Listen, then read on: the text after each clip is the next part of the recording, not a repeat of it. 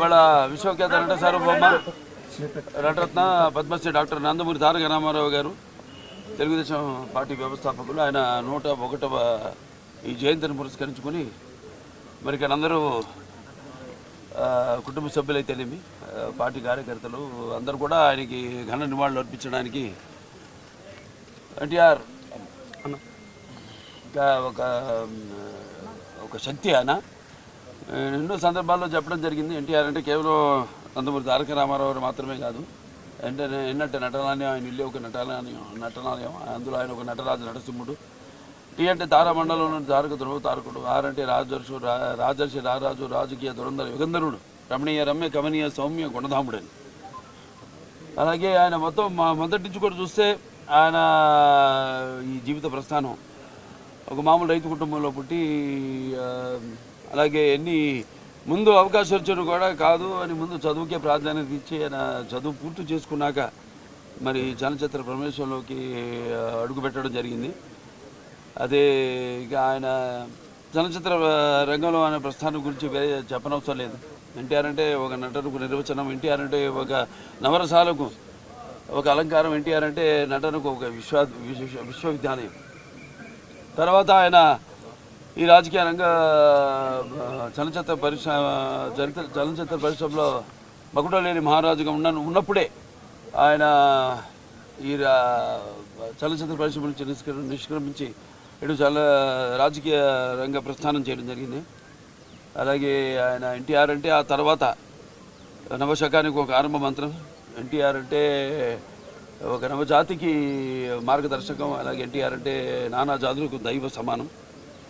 అలాగే ఎంతోమంది ఆనాడు ఒకే పందాలు వెళ్తున్న రాజకీయాలను మార్చి ఎంతోమంది ఎవరైతే అంటే అంతకుముందు ప్రతి తెలుగు మట్టి గడ్డ కూడా నేను తెలుగువాడని సంగర్వంగా చెప్పుకునే దమ్ము, ధైర్యం, సత్తువ, తెగువ, అలాగే అహంకారానికి సానబెట్టి పదును పెట్టి బయటకు వచ్చి చెప్పించిన ఒక తెలుగు తేజం నందమూరి తారక రామారావు గారు.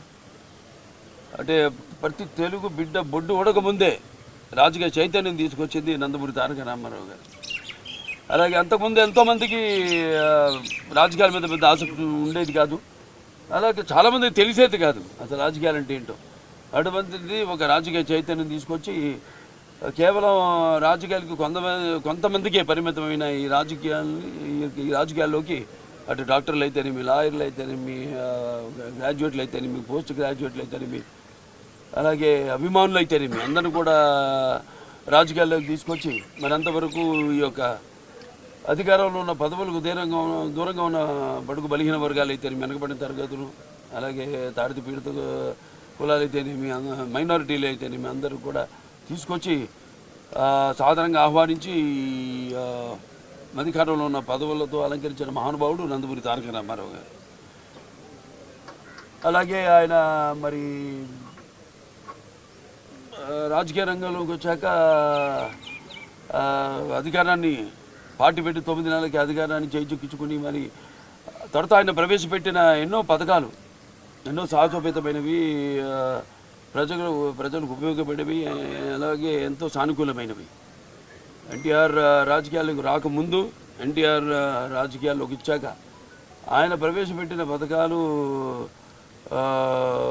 వాటిని ప్రవేశపెట్టి అమలు పరుస్తూ ముందుకు వెళ్ళడమే తప్పితే ఇప్పుడు ఉన్న పార్టీలకు మన రాష్ట్రంలోనే కాదు దేశంలో కూడా చూసినా మనం